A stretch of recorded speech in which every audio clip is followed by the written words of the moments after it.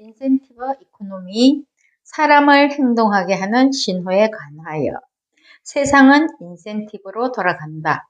인센티브를 형성하는 것이 중요하지 않다고 생각한다면 생각을 고쳐 먹으라고 말하네. 시장을 움직이는 가장 중요한 도구는 돈이지만 현금은 마음을 움직이는 유일한 도구는 아니라는 것. 중요한 신호의 상호작용이 있다는 것이야. 한 걸음 물러서서 인센티브에 접근하는 두 가지 방법이 있다고 해. 인센티브로 북돋우려는 행동의 매력을 더욱 부각해서 경제 효과를 거두는 데 초점을 둔 것으로서 간접적인 효과로 사회적 신호와 자기 신호가 있다는 것이지.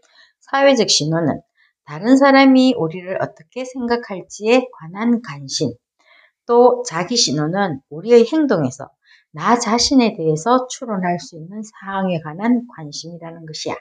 예를 들면 엄청 추운 날 아침에 깡통을 잔뜩 담아서 재활용센터로 가는 이웃을 만났다고 했을 때, 아, 정말 훌륭해. 환경 보호를 위해서 이 아침에 저 깡통을 담아가지고 가는구나 하는 사회적 신호를 보낸다는 것이지, 나 자신에게도 또 만나는 이웃 사람에게도. 그렇지만 깡통 하나당 5센트씩을 받는다고 한다면 푼돈에 연연해하는 이웃으로 볼 수도 있다는 것이지. 그래서 인센티브는 누구에게나 통하지는 않는다는 것. 엇갈린 신호가 상반된 결과를 가져올 수 있다는 것. 그래서 들어는 비난하는 사람도 있지만 저자의 생각은 인센티브 자체가 좋거나 나쁜 것은 아니라는 것. 사용하는 방식에 따라서 도덕적 또는 비도덕적일 수는 있다는 것. 그러나 신호는 자신의 가치와 능력, 선호를 다른 사람에게 알리는 신빙성 있는 방식이라는 것을 생각하라는 것이야. 예를 들면 문신한 사람들을 보면 느끼는 신호들이 있지. 그리고 교육도 있고, 긍정적인 신호로 교육에 관해서 이야기하는데, 교육에 긍정적인 신호를 주는 것은 교육에 투자하는 행위가 신뢰성을 획득하는 그 이유는 그 투자가 힘도 들고 시간이 오래 걸리기 때문이라는 것.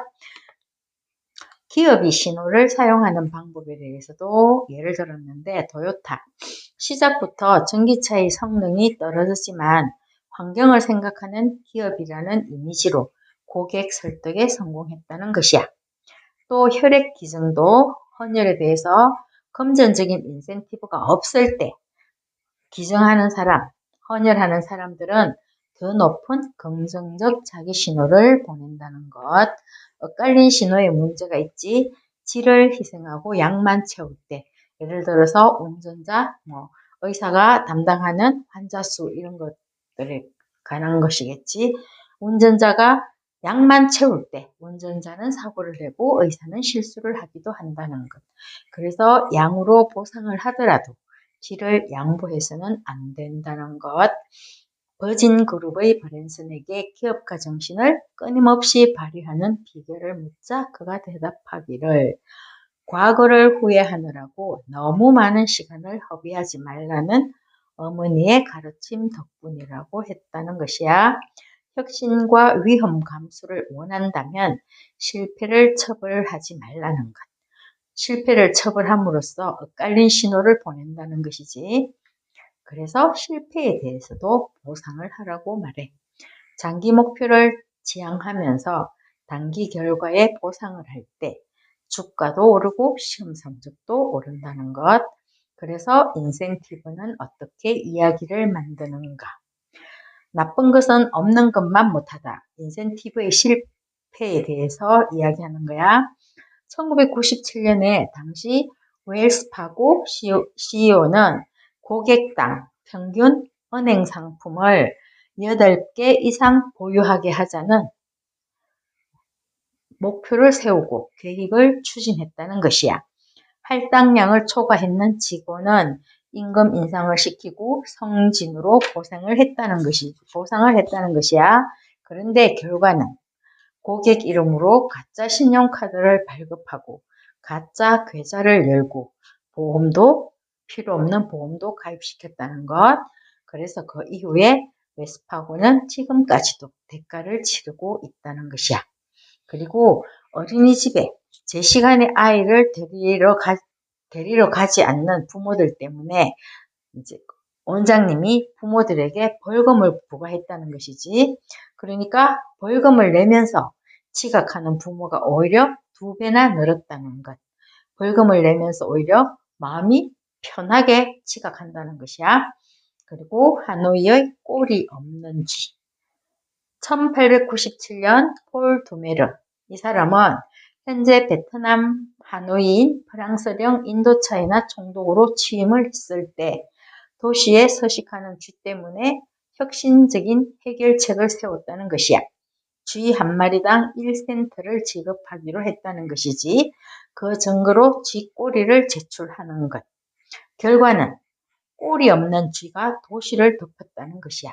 시민들이 꼬리 잘린 쥐를 살려두면 새끼를 놓는데 그 새끼는 꼬리가 있다는 것이야. 그래서 꼬리 있는 새끼를 번식하도록 했다는 것. 시민들에게는 수익성 있는 사업이 되었다는 것이지. 이탈리아 반도의 폴리아는 전형적인 터룰로라는 지붕이 있는데 몰타르나 시멘트를 바르지 않은 터룰로라는 집은 빨리 해체하기 위한 집이라고 해. 지붕에 얹은 원통형 돌을 드러내기만 하면 지붕 전체가 주저앉는 집. 왜 이런 집을 지었을까? 1309년에서 1343년 당시의 왕 로베르토는 지붕이 있는 건축물은 집으로 간주해서 무거운 세금을 부과했다는 것이야.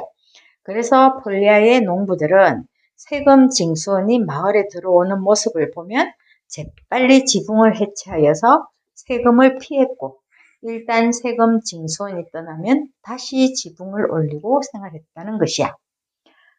1696년 영국에서 시작하여서 18세기, 19세기에는 프랑스, 아일랜드, 스코틀랜드에서도 실시된 악명이 높았던 창문세가 있었다고 하네. 집 창문이 소유주의 재산 수준을 반영한다고 생각하였다는 것이지. 그래서 창문이 10개에서 14개인 집은 창 하나당 6펜스, 창문이 15개에서 19개인 집은 창당 9펜스, 창문이 20개 이상인 집은 창당 1실링의 세금을 매겼다는 것이야. 그 이후에 그 기간의 전체 건물 중 그의 절반에 해당하는 건물의 창문 수는 9개, 14개, 19개였다는 것. 그리고 반대로 매우 부유한 사람은 과시하려고 필요 이상으로 많은 창문을 달았다는 것이야. 결국 창문세는 1851년에 폐지되었다고 하네. 창문이 부족하면 질병과 건강에 문제가 있다는 것이지. 그래서 이익 인센티브와 또한 손실 회피 비교가 있네. 사람들은 손실 회피에 더 민감하게 반응한다는 것. 예를 들면 이것을 다 하고 나면 1,000원을 줄게 보다는 1,000원을 주나 놓고 이것을 다 하지 못하면 뺏는다 이렇게 할 때 손실회피. 그래서 사람들은 보상을 얻기 위해서 열심히 일한다는 것보다는 보상을 잃지 않기 위해서 더 열심히 일한다는 것. 예상된 후에는 사람들에게 동기를 부여하기 위해서 사용할 수 있는 가장 강렬한 감정이라고 하네. 그래서 여기는 복권에 대해서 이야기해 놨는데 내가 이번 주에 이 복권 번호를 만약에 하지 않아 가지고 당첨해서 떨어질까 봐 계속 복권을 사는 이유가 된다고 하네. 나는 좋은 사람인 것 같다는 친사회적 인센티브, 보상이 만약에 적다면 개인에게 주는 이익보다는 친사회적 인센티브가 더 클 수 있다는 것. 현금으로 보상해 주는 것보다도 너 괜찮은 사람이야. 이게 친사회적 인센티브. 신호로서 상의 가치가 있다고 하지. 상의 가치는 아주 드물어야 하는 것, 그리고 많은 사람들이 보는 데서 받는 것이어야 상의 가치가 있다는 것, 그리고 잘못된 문제를 해결하는 것도 관점이 잘못되었을 때 나타나는 결과일 수도 있다는 것. 예를 들어서 학업평가 시험 성적이 나빴다. 그래서 그 학생의 점수가 그것으로 단정하지 말라는 것이지, 학업평가 시험에서 학생이 시험에 대해서 그다지 중요성을 느끼지 않은 상태에서 대충 시험을 칠 수도 있다는 것.